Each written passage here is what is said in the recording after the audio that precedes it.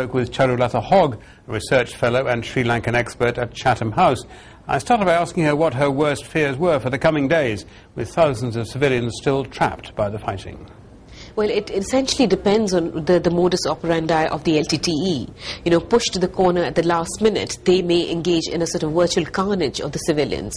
On the other hand, you know, sort of just so buoyant by their success, the military might decide to actually take it out on the civilians as well. We're talking about a massacre either way then, are you? We're talking about a bloodbath, which the UN has already referred to. So it's going to be a nasty and bloody end. And let's not forget that these civilians have been without food or water for a very long time. The last deliveries, ICRC deliveries, went on May 9th. So it's a long time. So it's a starved population. It's a population which has been shelled repeatedly. They're wounded, they're sick, they're injured, they're children.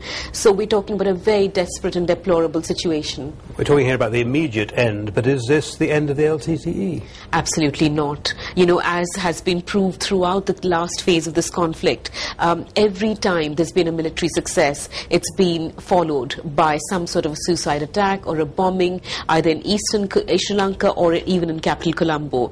There is enough underground LTTE cadre within Sri Lanka. The LTTE has not lost its striking potential completely, and there is a huge diaspora support for the LTTE.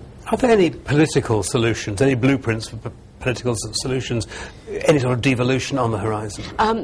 So far, whatever the government has offered has been very, very half-hearted. In fact, the proposals that have been on the table have not even been acceptable to the moderate Tamil community. So nothing very optimistic so far, but this is the time for the international community to actually exert pressure, and you know, nothing can be done about the innocent lives that have been lost, but certainly something can be done to save Sri Lanka from sort of future bloodbaths. International pressure really works in situations like this?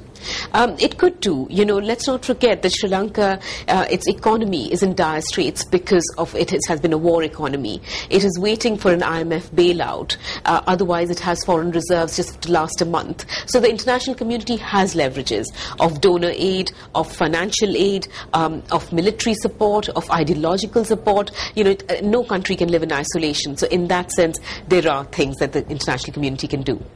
Charu Lata Hogg there on the future for Sri Lanka.